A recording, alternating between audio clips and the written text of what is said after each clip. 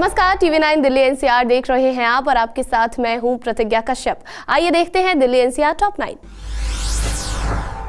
Civil aviation minister Jyotiraditya Scindia आज अचानक दिल्ली के इंदिरा गांधी इंटरनेशनल एयरपोर्ट पहुंचे। यात्रियों की भीड़भाड़ की शिकायतों के बाद सिंधिया ने आईजीआई एयरपोर्ट का औचक निरीक्षण किया। इस दौरान ज्योतिरादित्य सिंधिया ने एयरपोर्ट अधिकारियों से बात की और उन्हें जरूरी दिशा निर्देश दिए। दरअसल इंदिरा गांधी इंटरनेशनल एयरपोर्ट पर इन दिनों इमिग्रेशन काउंटर पर भीड़ बहुत ज्यादा बढ़ गई है। यात्रियों को घंटों इंतजार करना पड़ रहा है, जिस वजह से उनका गुस्सा सोशल मीडिया पर फूट पड़ा। लोगों ने दिल्ली एयरपोर्ट को नरक और मछली बाजार तक बता दिया। दिल्ली के डिप्टी सीएम और शिक्षा मंत्री मनीष सिसोदिया ने मंडावली नंबर 1 के सर्वोदय कन्या विद्यालय का दौरा किया। उन्होंने यहां छात्राओं से उनके बिजनेस आइडियाज के बारे में बात की। इस दौरान सिसोदिया ने कहा कि दिल्ली सरकार के स्कूलों में पढ़ने वाले बच्चों को जॉब सीकर बनने की बजाय जॉब प्रोवाइडर बनाने के उद्देश्य से शुरू किए गए बिजनेस ब्लास्टर्स प्रोग्राम ने अपने पहले साल में शानदार उपलब्धि हासिल की है। मनीष सिसोदिया ने कहा कि बिजनेस ब्लास्टर्स प्रोग्राम के दूसरे साल में भी केजरीवाल सरकार के दिल्ली स्कूल के बच्चे अपने शानदार बिजनेस आइडियाज के दम पर बडिंग एंटरप्रेन्योर बनने की शुरुआत कर रहे हैं। दिल्ली के डिप्टी सीएम मनीष सिसोदिया को मानहानि मामले में सुप्रीम कोर्ट से राहत नहीं मिली है। असम के सीएम हेमंत बिस्वा शर्मा के मानहानि मामले को सुप्रीम कोर्ट में चुनौती देते हुए सिसोदिया ने इसे खारिज करने की मांग की थी, जिस पर सुप्रीम कोर्ट ने सुनवाई करने से इनकार कर दिया। सुप्रीम कोर्ट ने मनीष सिसोदिया को फटकार लगाते हुए कहा कि आपको पहले बिना शर्त माफी मांगनी चाहिए थी। अब जो आरोप लगाए गए हैं उन्हें साबित कीजिए। सुप्रीम कोर्ट ने कहा कि देश क्या कर रहा है इसकी परवाह किए बिना आप लोग बस आरोप लगाए जा रहे हैं।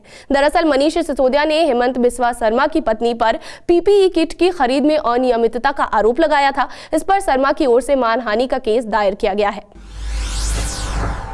दिल्ली के मंत्री सत्येंद्र जैन को सुप्रीम कोर्ट से बड़ा झटका लगा है। सत्येंद्र जैन ने सुप्रीम कोर्ट से मांग की थी कि दिल्ली हाई कोर्ट को उनकी जमानत याचिका पर जल्द सुनवाई करने का आदेश दिया जाए, जिसे सुप्रीम कोर्ट ने खारिज कर दिया, जिसके बाद सत्येंद्र जैन के वकील ने याचिका वापस ले ली है। मंत्री Satyendra Jain money laundering case में तिहाड़ जेल में बंद है।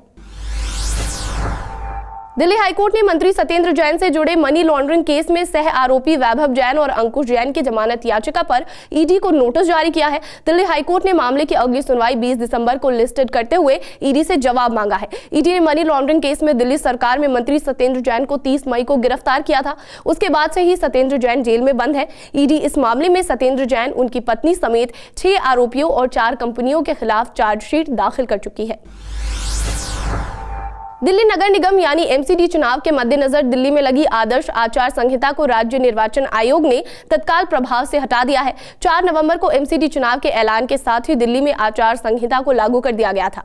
एमसीडी के 250 वार्डों के लिए हुए चुनाव में आम आदमी पार्टी ने बहुमत हासिल की है। आप के 134 उम्मीदवारों ने जीत दर्ज की है। बीजेपी ने 104 वार्डों में जीत हासिल की है, जबकि कांग्रेस सिर्फ 9 सीटों पर ही सिमट कर रह गई। वहीं 3 सीटों पर निर्दलीय प्रत्याशियों ने अपना कब्जा जमाया।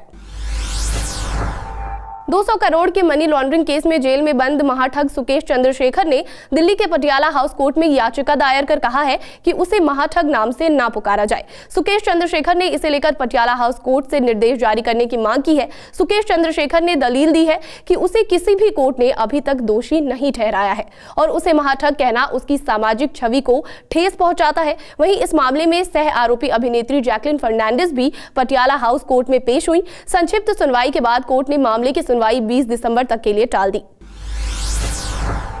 दिल्ली एनसीआर में बढ़ती ठंड के साथ प्रदूषण भी बढ़ता जा रहा है, जिस कारण दिल्ली एनसीआर वाले जहरीली हवा में सांस लेने के लिए मजबूर हैं। राजधानी दिल्ली में एयर क्वालिटी इंडेक्स यानी कि AQI 300 के पार रिकॉर्ड किया गया, जो कि बहुत खराब श्रेणी में आता है। अगर एनसीआर की बात करें तो नोएडा में भी हवा दम घोटू बनी हुई है। यहाँ एयर क्वालिटी इंडेक्स 350 के पार रिकॉर्ड किया गया। सर्दी शुरू होने के बावजूद दिल्ली को डेंगू से राहत नहीं मिल रही है। राजधानी में पिछले एक हफ्ते में डेंगू के 262 मामले सामने आए हैं, जबकि इस साल अब तक डेंगू के 3857 केस आ चुके हैं। हालांकि राहत की बात यह है कि इस साल डेंगू से अब तक किसी की भी मौत नहीं हुई है। अगर मलेरिया की बात करें तो इस साल अब तक इसके 241 केस रिपोर्ट हुए हैं। पिछले एक हफ्ते के दौरान ही मलेरिया के 5 मामले सामने आए। वहीं चिकनगुनिया के इस साल अब तक 44 केस आ चुके हैं। इसी के साथ दिल्ली एनसीआर टॉप 9 में आज के लिए फिलहाल इतना ही। बाकी तमाम अपडेट्स के लिए देखते रहिए टीवी 9 दिल्ली एनसीआर। नमस्कार। दिल्ली एनसीआर की हर छोटी बड़ी खबर जानने के लिए सब्सक्राइब करें अपना पसंदीदा चैनल TV9 दिल्ली एनसीआर। साथ ही बेल आइकन जरूर दबाएं जिससे हर खबर सबसे पहले पहुंचे आप तक। फेसबुक पर हमें सर्च करें @TV9 दिल्ली एनसीआर। वहीं ट्विटर पर हमें फॉलो करें @TV9 दिल्ली एनसीआर पर और इंस्टाग्राम पर हमें फॉलो करने के लिए सर्च करें @TV9 दिल्ली एनसीआर।